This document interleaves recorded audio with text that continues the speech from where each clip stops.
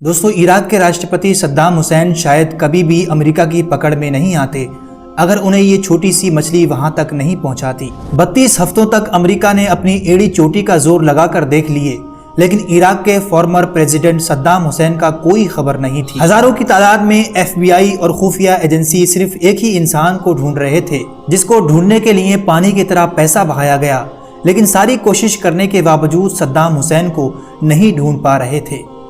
لیکن پھر اچانک کچھ ایسا ہوا اور دنیا نے دیکھا کہ جس صدام حسین کو دنیا کی بڑی بڑی طاقتیں ڈھونڈ نہیں پا رہی تھی، ان کا پتہ صرف ایک چھوٹی سی مچھلی نے دے دیا۔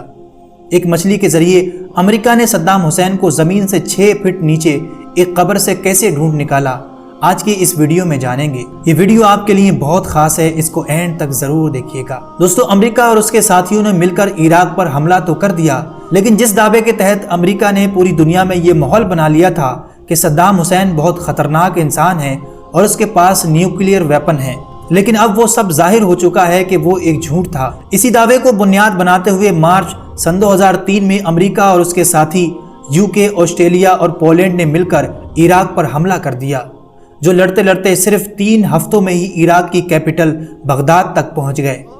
عراق پر جب یہ حملہ ہوا، اسی دن صدام حسین کہیں غائب ہو گئے تھے، اور جب امریکی فوج بغداد تک پہنچی تو انہیں صدام حسین کا کوئی نام و نشان نہیں ملا۔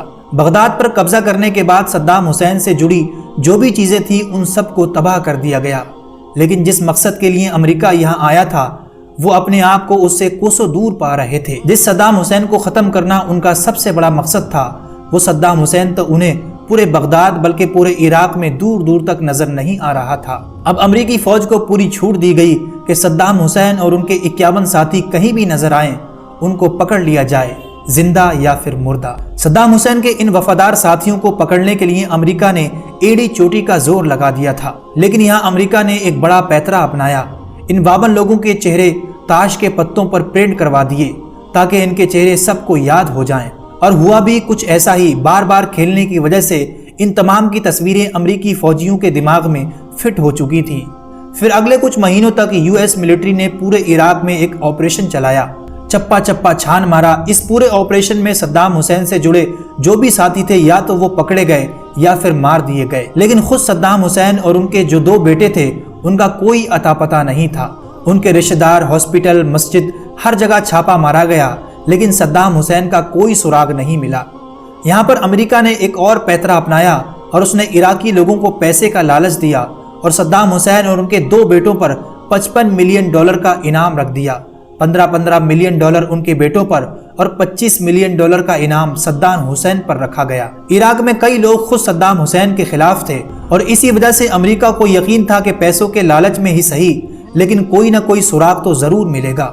اور جیسا امریکہ نے سوچا تھا ٹھیک ویسا ہی ہوا۔ ایک شخص US ملٹری پوسٹ پر آیا اور اس نے کہا کہ صدام حسین کے 2 بیٹے میرے گھر میں موجود ہیں۔ پہلے تو کسی کو یقین نہیں ہوا، لیکن جب US ملٹری نے اس گھر کو چاروں طرف سے گھیرا تو یقین ہو گیا کہ واقعی صدام حسین کے 2 بیٹے اسی گھر میں موجود ہیں۔ لیکن ان دونوں بیٹوں نے سرنڈر کرنے سے انکار کر دیا، اور ان کے پاس کچھ ہتھیار بھی اندر موجود تھے، اور اسی سے ہی انہوں نے گھر کے باہر کھڑی ایک بڑی فوج کا مقابلہ کرنا شروع کر دیا۔ لہٰذا کئی اٹیمپٹس کرنے کے بعد اس گھر پر میسائل اٹیک کیا گیا۔ جب اندر جا کر دیکھا تو دونوں بیٹے مارے جا چکے تھے، یعنی صدام حسین کا ٹھکانہ معلوم کرنے کی جو آخری امید تھی وہ بھی اب ختم ہو چکی تھی۔ اب دھیرے دھیرے کافی عرصہ گزر چکا تھا، اور امریکہ بھی اب یہ سوچنے لگا تھا کہ شاید صدام حسین بھی کسی حملے میں مارا جا چکا ہے، اور اس کے بعد صدام حسین کو ڈھونڈنے کی دلچسپی بھی ختم ہونے لگی تھی۔ لیکن پھر اچانک کچھ ایسا ہوتا ہے جس نے امریکہ کے ہوش اڑا دیے۔ ایک آڈیو ٹیپ آتا ہے اور یہ آواز تھی صدام حسین کی، جس میں وہ اپنے دونوں بیٹوں کی موت پر دکھ کا اظہار جتایا گیا تھا۔ اس آڈیو ٹیپ کا سیدھا سیدھا مطلب تھا کہ صدام حسین ابھی بھی زندہ ہے۔ اس کے بعد امریکہ نے صدام حسین کے سر کے اوپر جو $25 ملین کا انعام رکھا تھا اسے بڑھا کر $30 ملین کر دیا گیا، اور ساتھ ہی خفیہ جانکاری دینے والے کو امریکہ کی ناگرکتا بھی دینے کا وعدہ کیا گیا۔ اتنی بھاری رقم سننے کے بعد ہر کوئی اپنی قسمت آزمانے لگا۔ بہت سارے پیسوں کے لالچ میں لوگ غلط انفارمیشن دینے لگے۔ جب یہ سب چل ہی رہا تھا، اسی بیچ ڈیفنس انٹیلیجنس ایجنسی کے ایک سارجنٹ ایرک میڈوکس نے بالکل الگ دشا میں سوچنا شروع کیا کہ اس وقت اگر صدام حسین کو سب سے کسی کی ضرورت ہوگی تو تو وہ ہیں ان کے اپنے باڈی گارڈ۔ یہ باڈی گارڈ ہمیشہ صدام حسین کے ساتھ رہتے تھے۔ ایرک نے صدام حسین کے باپ داداؤں کے شہر میں جانے کا فیصلہ کیا۔ وہاں جا کر ایرک کی ملاقات صدام حسین کے بہت ہی وفادار گارڈ محمد ابراہیم عمر کے بیٹے سے ہوئی، لیکن اس سے کوئی خاص جانکاری نہیں مل پائی۔ اس کے بعد ایرک کی ملاقات صدام حسین کے بہت پرانے نوکر سے ہوئی، جہاں اسے کچھ خاص تو نہیں، لیکن یہ معلوم پڑا کہ صدام حسین کو ایک خاص ڈش مشکوک بہت پسند ہے، جو عراق میں ایک مچھلی سے بنائی جاتی ہے۔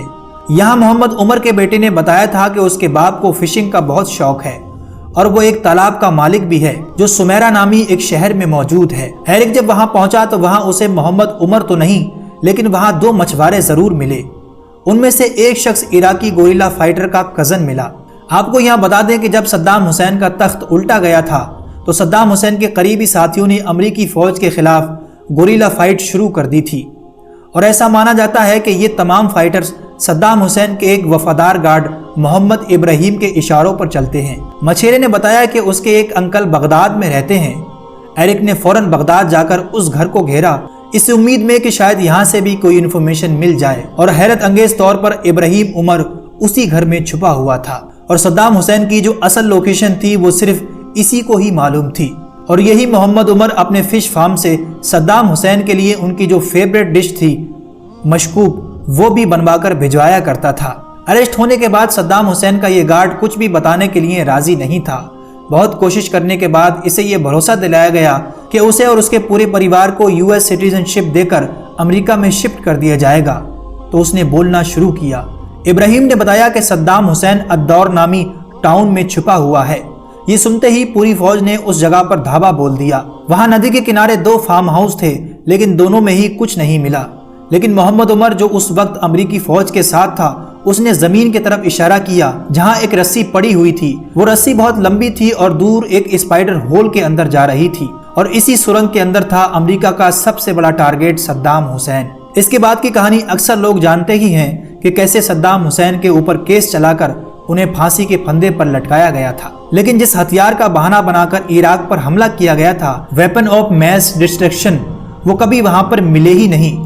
خود حملہ کرنے والے بھی اس بات کو قبول کر چکے ہیں کہ وہ ایک جھوٹ کے سوا کچھ نہیں تھا۔ باقی دوستو، اس کے بارے میں آپ کی کیا رائے ہے ہمیں نیچے کمنٹ سیکشن میں ضرور بتائیے گا، اور آگے ایسی اچھی ویڈیو دیکھنے کے لیے چینل کو بھی ضرور سبسکرائب کر لیں۔